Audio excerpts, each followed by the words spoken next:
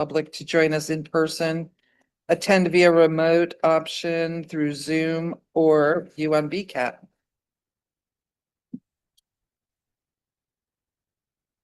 Tonight, Councilmember Christy Camarada is absent. The council will accept spoken public comment on items under the consent agenda. We have also set aside time at the end of the meeting for community comment. This provides an opportunity. What are you doing? Sorry.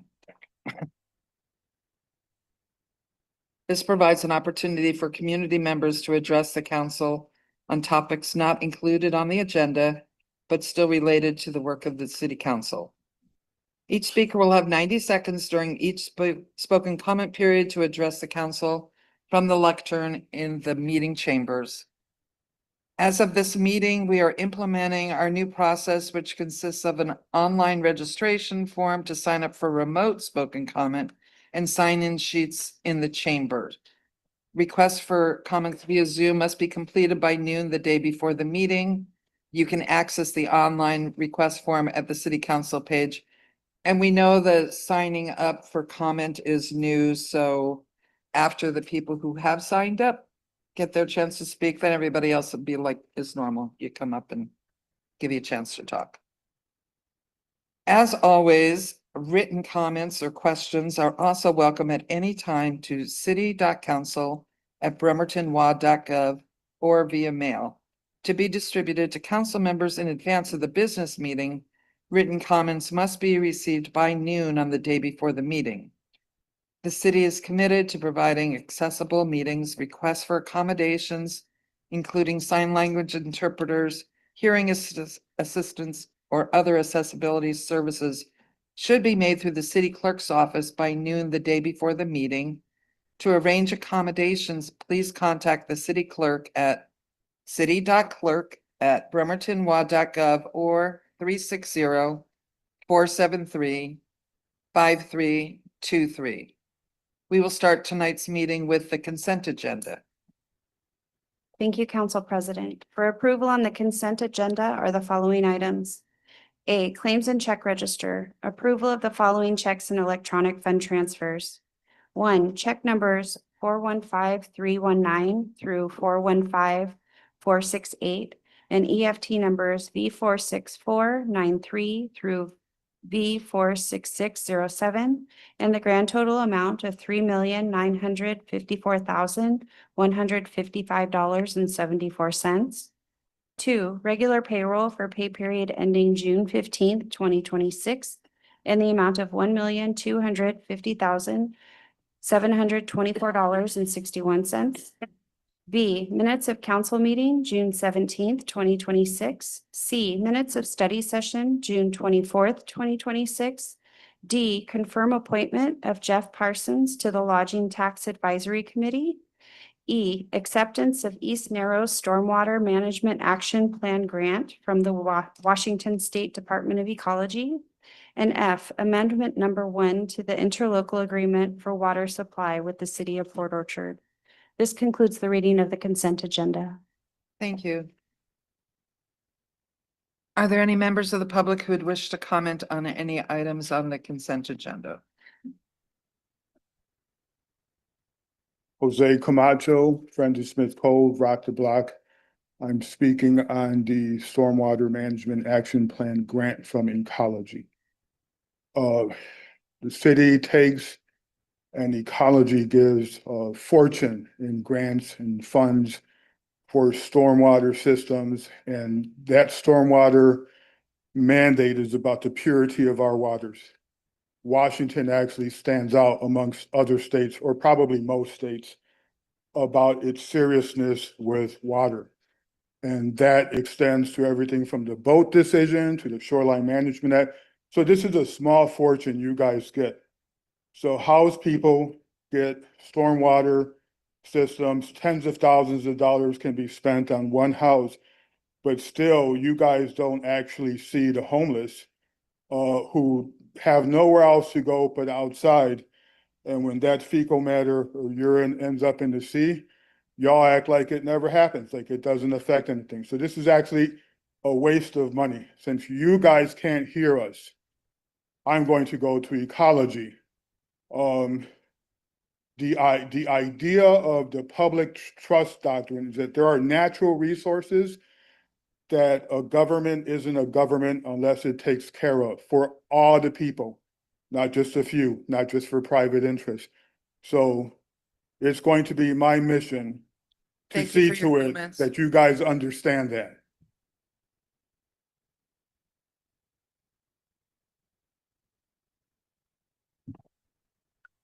Hi, I'm Mike Simpson, District 6. It's been a bit since I've come and talked to you guys. So the thing that what I'd like you to do is I'd like to remove Amendment 1 to the interlocal agreement from the for water supply with the city of Port Orchard. Remove that from the consent agenda and put it on general business so we can talk about it. And that's simply because, much like the person who was before me, the city of Port Orchard subsidizes their golf course with water. And if we're going to give water to, if we're providing water to the city of Port Orchard, then we are in essence subsidizing the golf course. Now, it's incumbent upon you and as the council president to ensure that we use our resources appropriately. And we should probably be going back and negotiating with the city of Port Orchard because they subsidize their golf course with water. And if we're paying for it, or, we shouldn't be subsidizing their golf course, especially when we have folks who are in need in our own community, right here in the city of Bremerton, right on our streets. We should be good stewards of our money, and you should make sure and have the responsibility and take that responsibility to ensure that we use use the funds that we provide you through taxation. Use it wisely, be fastidious in that use of money. It should not be used to subsidize a golf course. Thank you.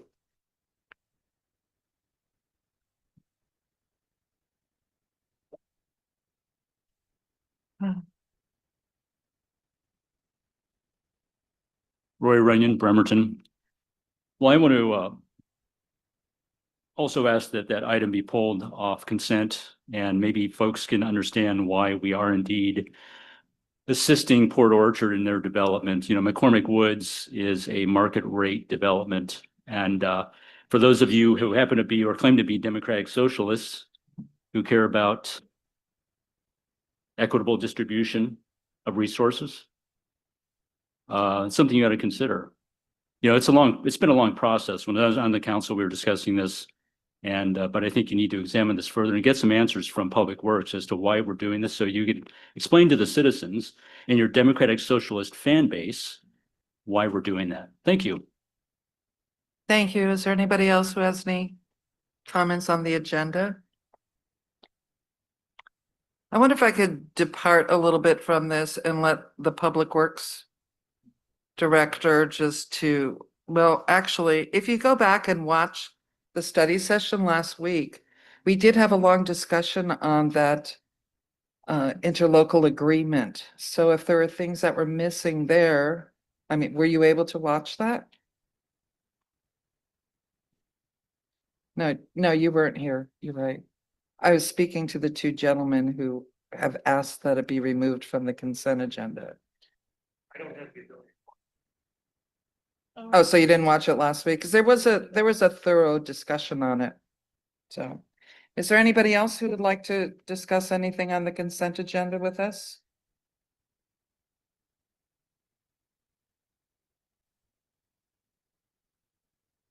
Okay, well, I'll call for the question then.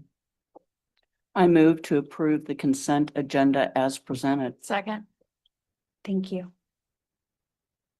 With the motion and a second, we'll call for the question. Councilmember Chamberlain? Yes. Fry? Yes. Coughlin? Oh, I'm sorry. Sorry about that. Let's see. Good now? Yes. Mochler? Yes. Bobolowski? You forgot Tiff, Oh, but gosh. sorry. I have- Yes. Just one second here. Let me just rewrite this.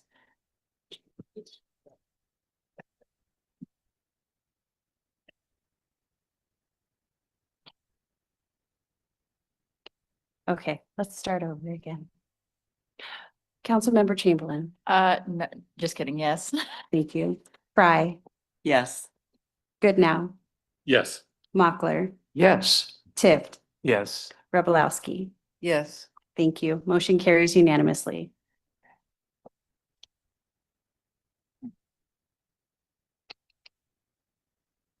So tonight there is no general business items, so we'll welcome Mayor Wheeler next for the mayor's report. All right, thank you, Council President, and good evening, councilors. Got a few slides to share with you this evening.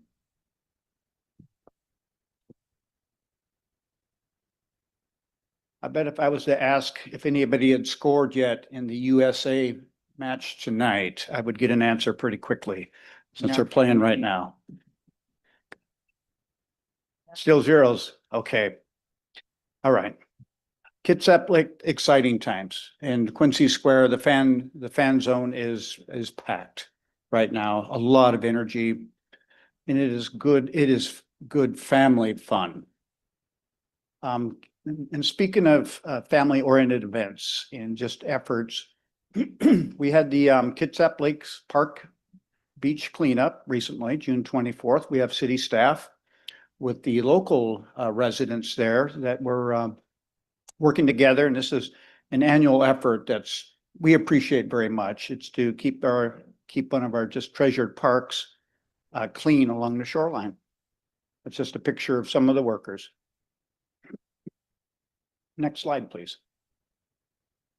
And that same park, and on the upper portion, we had a ribbon cutting last week. I think Council President Rebelowski was there.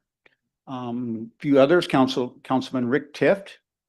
And so this is just an exciting event. You can see that two of our youngest constituents in the city and users of the park were there to help cut the ribbon.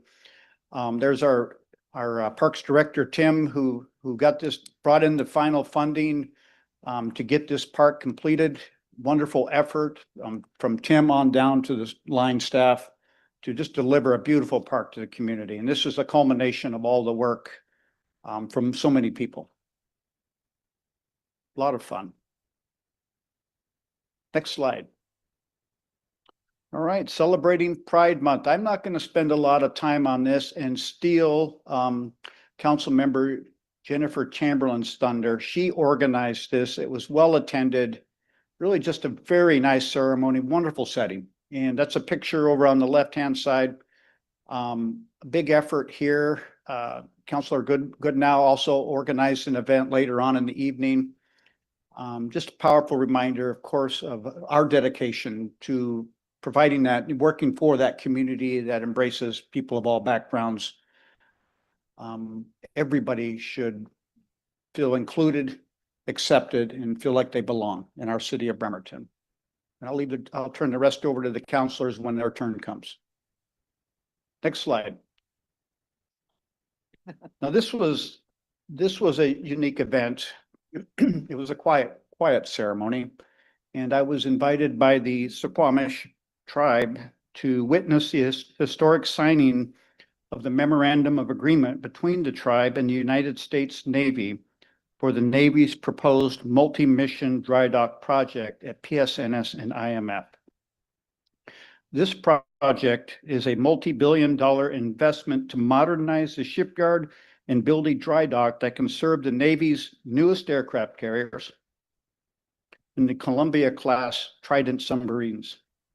This is going to have a huge impact, not in our national security for the next century, but our local economy.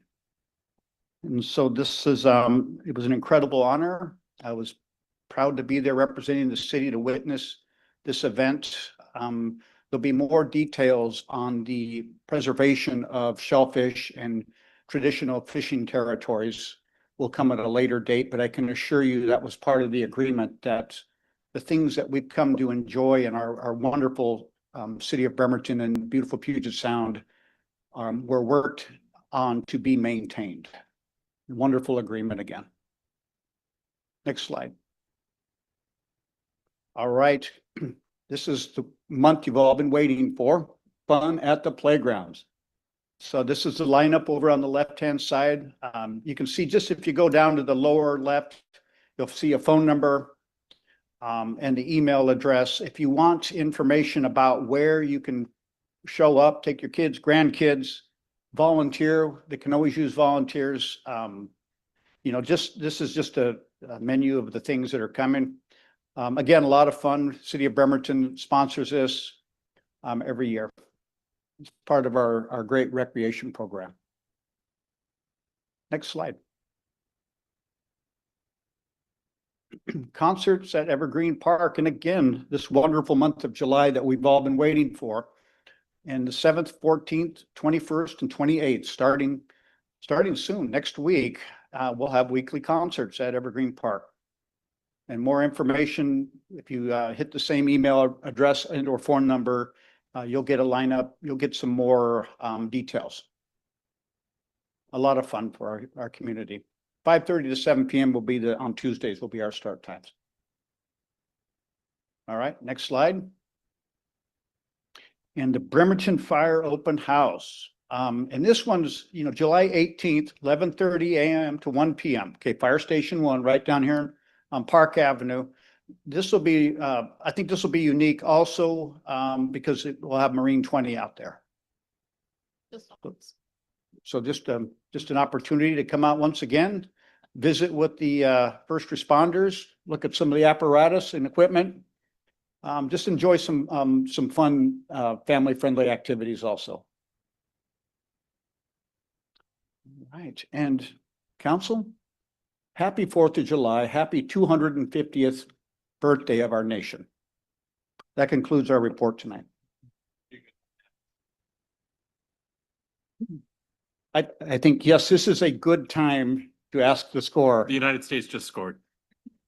Oh man, that's a USA, but I. Thank you, Mayor. Okay, next up is council member reports.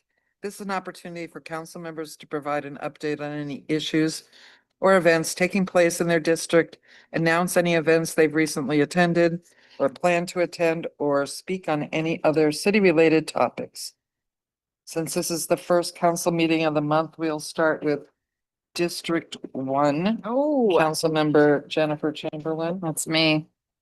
Put my time All on. right. Oh, okay, there we go. All right. I have a couple slides here. All right. So the problem with Pine Road, we got a little graphic there. The video may or may not work, but essentially what it's showing is this is the west side near Terra Court, I believe, on Pine Road. That's in 2025. You can see it's not in great condition. Here's the current condition. There's just some random blocks covering the easement where people can walk, so making it impossible. You can see a car coming. That's actually a limited sight distance, that hill right there. No signage for that. I don't know what the legal definition for it is, but so that is the easement that forces people to go in the road that are on any kind of wheeled vehicle or wheeled mechanism, whether it be a stroller, wheelchair, etc. And then what's the next slide? I had a chance to walk Pine Road with Representative Simmons. And here we are negotiating how we're going to walk up on the east side of Pine Road. And you can see she chose to walk in the road. I chose to walk in the easement on the other side of the ditch. And you can also see from 2025 on the left to 2026, not much has changed. It's still difficult to navigate. So it's a really small stretch of road. This was one of the top priorities when I went door knocking 6 years ago now. This was one of the top priorities then, and not much has changed since. I'd like to see some attention brought to Pine Road, this small stretch. There's a lot of low-income folks that live on this road, and we have an elderly facility up at the top. And it's not, you know, these folks are, it's assisted living, but it's also independent living up there. So I think those are the only slides I have. Is that all I got? Oh yeah, I always have my Cafe Perfetto. The next clean isn't for a couple of weeks. How much time do I have left? Any time left? Oh, yeah, you got another minute. All right, well, that's, okay, so the next one is gonna be July 18th. Show up for your free coffee, your donut, your t-shirt. Go clean up around Warren Avenue Bridge and the outlying neighborhoods around District 1 and District 2. Last week I rushed through some statistics. I'm done with my slides, right? I wanted to talk a little bit about those. These are statistics from Pendleton Place. So they opened up about 4 years ago now, I believe. And some of the statistics I was quoting was 0 to 4 years prior and or 5 years prior, and then in the 0 to 4 years since. So 63 people who gave permission to have their information shared. Prior to having housing, there were 629 visits to the hospital and the ER, and post housing 325. So that's evidence right now, right there, that housing saves folks, saves resources.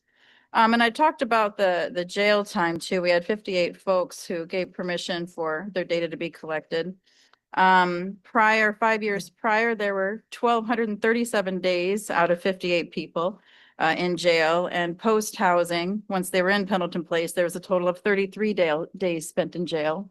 And these are pretty stark statistics showing that housing makes a difference. Housing not only saves resources, but it just helps people on so many different levels.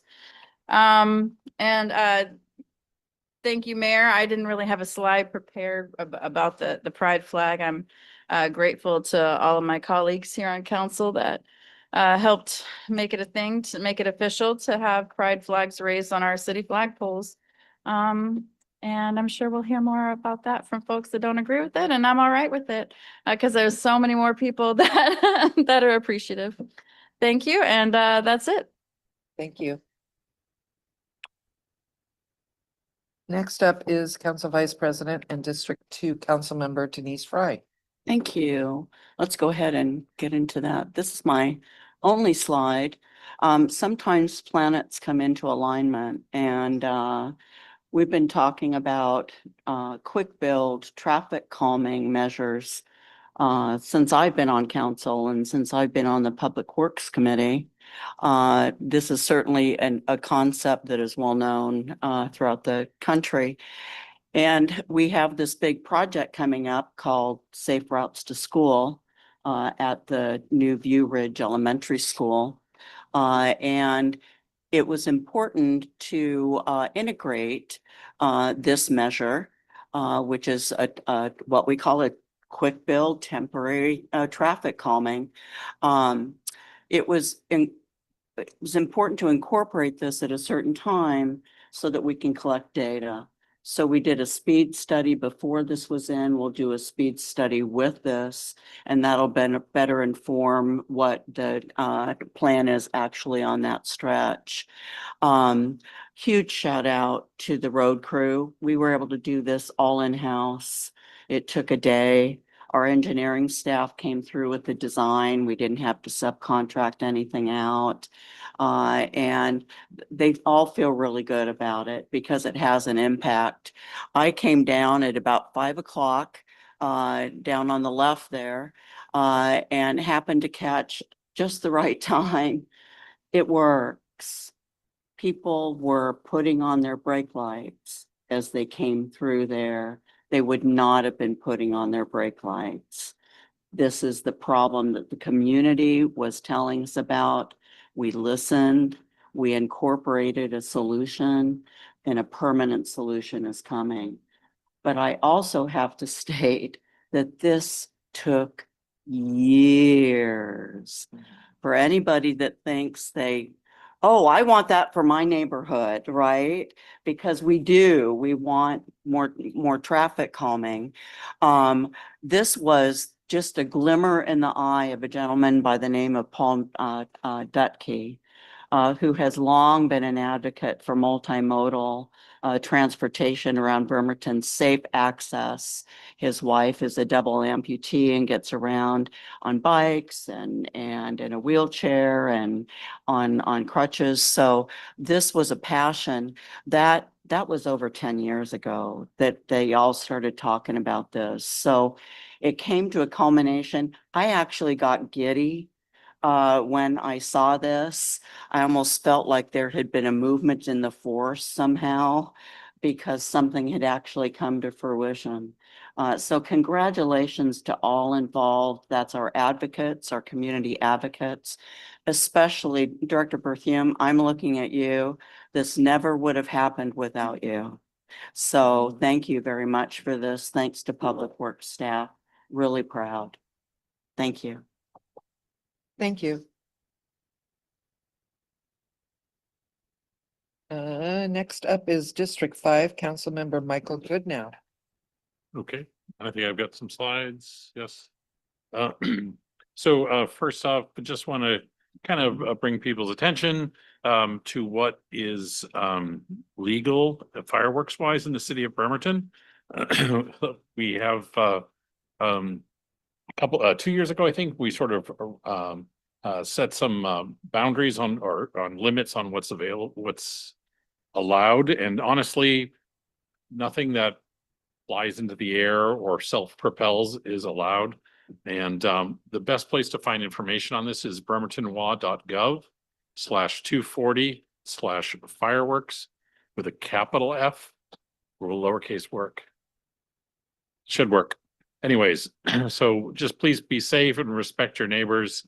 And if you get a chance, review this or reach out to the council office and we can send you a copy of this flyer. So next slide, please. Also want to remind folks that July 18th is Kitsap Pride Festival's up at the fairgrounds, and should be a good weekend of events there. Next slide. Oh, I guess You only I'll, had two. we'll go, okay. You can go back to the slide if you want to extend me. So I also did want to thank Councilmember Chamberlain. We also did a flag raising sort of mini ceremony at the boardwalk, which is, it's nice. And so we have a pride flag on the boardwalk flagpole that sort of greets people as they enter the city. So really proud that we got that all done. And then I wanted to share Friday is the art walk. And there's a new shuttle that's been running. An organization called Mobility for All is running it. And it basically is going from sort of the Fairfield end of Quincy Square over to Minette by the Maker House, which I believe is just north of the roundabout, down to Callow Avenue between 640 and 635 Callow, and then down to Marina Square by the boardwalk. And it runs about every 20 minutes. And so if you get a chance, take advantage of that. Oh, typewriter fever is where those addresses are. Thank you, Councilmember Montclair. So that's all I have. Thank you. Have a great 4th of July weekend, everybody. Stay safe. Thank you. Next, let's hear from District 6, Councilmember Anna Mockler. Thanks, Council President. Hold on. We're trying to really work on this whole time thing. Okay. My goodness. So just one thing that I wanted to remind everybody of, as we're entering this season of fireworks is, Bremerton One is a really useful app, or email bremerton1@bremertonlaw.gov or download the app for, either Android or iPhone. The second thing I wanted to say is that I have met with Joe Crane of St. Vincent de Paul. I'm sure you all know that the 13th and Wyckoff, 13th and Callow, almost all the way down to the 7-Eleven on 11th is being transformed into workforce housing and transitional housing and shelter and courtyard and garden and market that people can stroll around in. Each iteration of this gets a little more impressive, and they're collaborating with Olympic College to do apprenticeships that can then, while people are completing these apprenticeships and in their first term of work, that they'll have affordable housing at Star of Hope. It looks like a great project, and we are tentatively set for a District 6 town hall on September 12th. heavily penciled in, updates later, but you might want to save the date. It will be at the St. Vincent de Paul. And right now, fingers crossed, St. Vincent de Paul is looking at, they're hoping to break ground in November. And I wish them all the luck in the world. Here's how committed I am to this project. There's going to be a year of construction less than 1 block from my house. And I'm still telling you, get out there and be enthusiastic about it. I am still looking for a town hall venue. I have looked at the subway, one that is in District 6. I have looked at the subway on Kitsap Way. Very much welcome any comments that you have, any suggestions that you have. And for the remaining 45 seconds, I just want to say that we are part of a legislative branch. That's a whole new thing 250 years ago. Kings used to have counselors who would advise them. And if they did not like the advice, they could ignore it or chop off their heads. There really wasn't much of a check on kings. So being part of this legislative, querulous, endless, inefficient legislative body, it is a real source of pride to me, and I think to my colleagues as well. So thank you all. Have a happy 4th of July. Stay safe. Thank you. Next, District 7, Councilmember Rick Tiff. Do you have a report for tonight? I do not have a report tonight. With the exception of the events in District 7 was the opening of Kitsap Lake Park and Playground. So, sorry. I do not have a formal report tonight. I just want to echo what the mayor said with regard to Kitsap Lake Park and cleanup, and that's the big event in District 7. So for the last couple of weeks, thank you.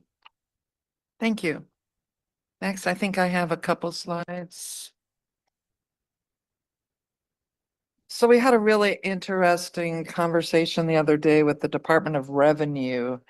And as we get into our budget discussions, I think it's really important for folks to learn about tax shifts and how that happens, because there's a lot of them happening in Bremerton. Whenever we give somebody a tax exemption, that means the other folks pay more. Okay. Can I have my next slide, please?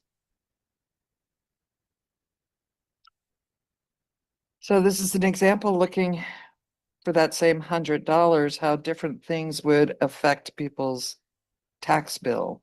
Somebody's house burns down, well, their tax is less, obviously, they're just being taxed on the land. If somebody is new construction, well, it's not done being built, so they pay less. So that means everybody, or at least some people, pay more. So it's just something to start thinking about as we go through the budget. Next slide, please. And council is doing a community budget survey. So I hope everybody takes it, and if you need the flyer to give the QR code out to somebody else, I've got extras, and I think we have some at the front of the room too. Takes about 10 minutes, but get them done, please, by July 10th. Next slide, please. So the upcoming meetings are Public Safety and Parks Committee on the 7th, next Tuesday. Council study session next Wednesday on the 8th, and regular council meeting on the 15th. So that's it for council reports. Next up is community comment. And before we begin community comment, I want to remind everybody that city council meetings are business meetings of the city of Bremerton and are also a workplace for city employees. Community comment is an opportunity for members of the public to address the council on matters that are both listed and not listed on tonight's agenda, but are still related to the work of the city council. Your spoken community comment must remain focused on matters related to city business. The city has an obligation to maintain a workplace free from harassing language, including but not limited to ethnic, racial, or sex-based slurs are not germane to city business and will not be permitted. If a speaker uses harassing language or otherwise violates these standards, I will provide one warning. If the conduct continues, the speaker will be directed to stop speaking and return to their seat. We will begin with those who signed up to provide community comment. And again, everybody else will be welcomed after the few people who did sign in. And then we can just start getting used to doing that, but you don't have to sign in to speak here. So our city clerk is going to start by reading off the first people who signed up to comment. Our first speaker is Sally Hass.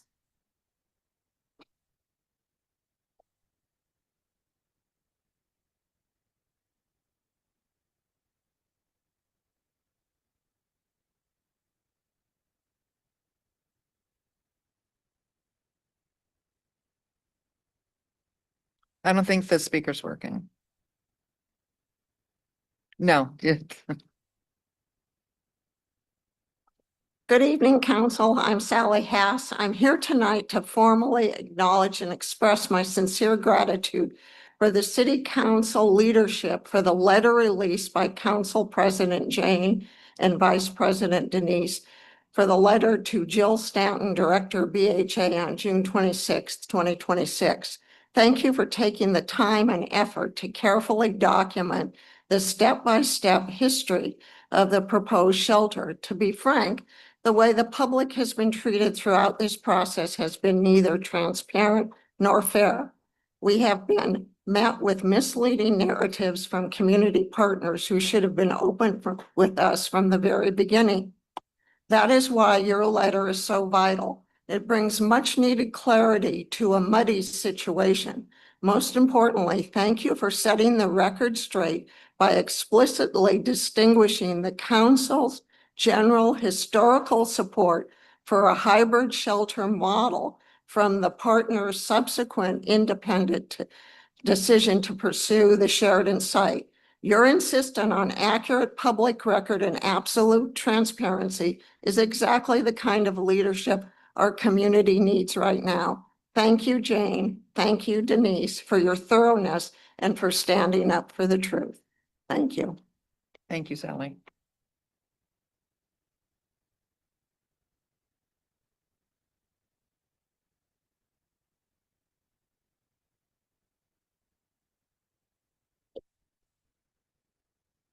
Next, we have Chance Corey. Roy Runyon.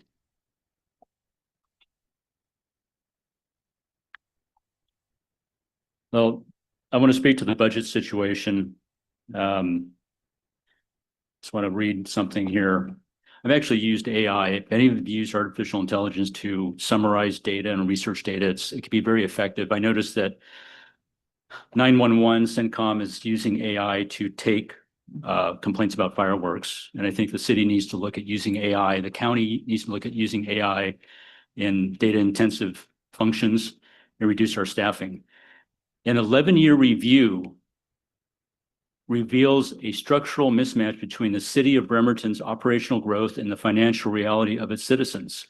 Between 2015, actually I left office in 2015, and the current budget year, resident median household income grew by 64%. Concurrently, total municipal personnel dollar obligations surged by 70%. Not as bad as the state government, but that's your responsibility. Not all of you were on the council then. I understand that. Going forward, you need to do better. Couple recommendations here, and I'm also watching my time. Well, first of all, modernize emergency response models. 80 to 90% of our fire calls are medical. We're sending a fire truck out. We're sending out, which causes wear and tear, that type of thing. And so we need to be smarter about that. Jurisdictions actually do that. So anyway, thank you very much. Is that it? 90 seconds? Okay, That's thanks. it. Thank you. There are no further speakers on the list. Okay, now it's open to other people who didn't have the opportunity to sign up.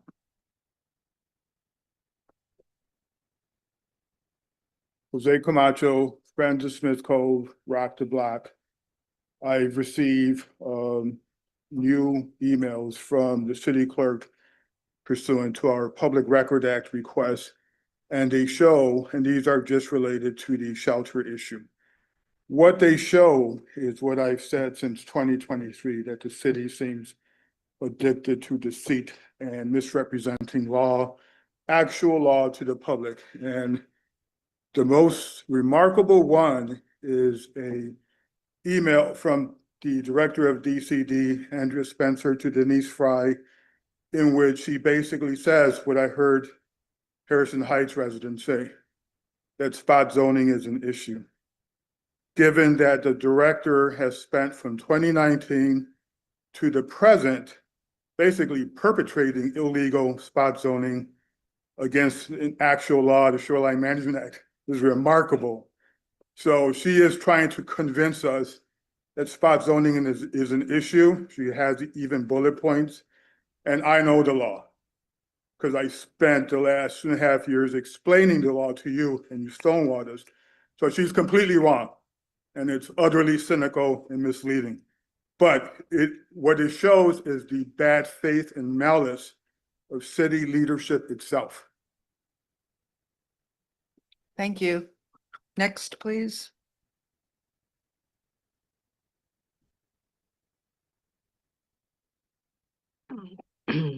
Hi, I'm Jocelyn. I'm with the Bremerton Prayer Walk, Rock the Block. I come in here and I let you guys know about some of the people that could benefit from these shelters, these different types of shelters. As we know, there's not going to be one that fits everyone. And the way that the pallet shelter is set up is a lot of people that are in here in this room today are ones that could definitely they would definitely benefit from this shelter. They're not drug addicts. All of them are just trying to survive. We've got vets out in there. We've got moms on fixed incomes that can't go to the shelters because their sons are too big, so they don't have that option available to them.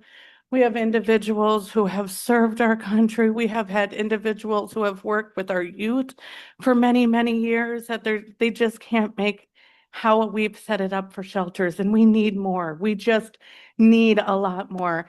And I tell you what, these people that the shelter can help. My life is so much richer knowing every single person out there. I can tell you 100% that they deserve a place to stay, that they deserve dignity, that their lives matter so much. So thank you. Please think of them. Thank you. Is there anybody else who would like to speak?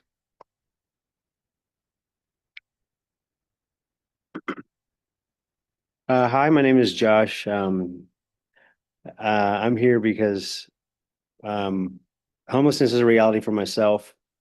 Your tiny home villages, they offer safety, stability, and a chance for people to rebuild their lives. When someone has four walls, a door that locks, and a place to sleep, it's easier to find work, stay healthy, reconnect with your family, and move towards permanent housing. So that's something that a lot of us have really recognized, that four walls really do matter just in your everyday life to keep some semblance of sanity. So I ask that you do move forward with maybe some of the tiny home village programs in Bremerton. Thanks. Thank you. Is there anybody else who'd like to speak?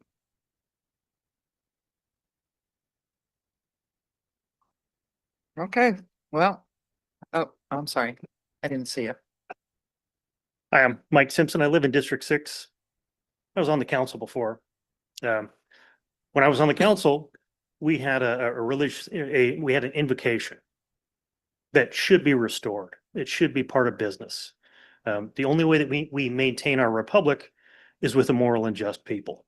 And if we do not give reverence to some higher power, whatever that may be, we lose that moral compass that we all need. Those that don't believe in a higher power, well, they have problems with being rudderless in life, and that's sad. Also, as a veteran, we should honor that flag. Now, I come to you with a restoration of the Pledge of Allegiance. Why? Because it recognizes, as elected officials, you have a duty to that flag, that symbol of our country, and you should restore that. It takes 30 seconds of your time, and it should be part of this business meeting. It should be part of the opening. Almost every other institution in this area gives reverence to that flag because of the people who have died and shed their blood for it. And it is shameful that in this military community that we do not honor that flag. Some of our members will not even salute the flag or put their hand over their heart while the national anthem is played, even in a 9/11 ceremony. Thank you. Is there anybody else who would like to comment tonight? Okay, seeing no one, this concludes tonight's regular council business and meeting is adjourned. Thank you.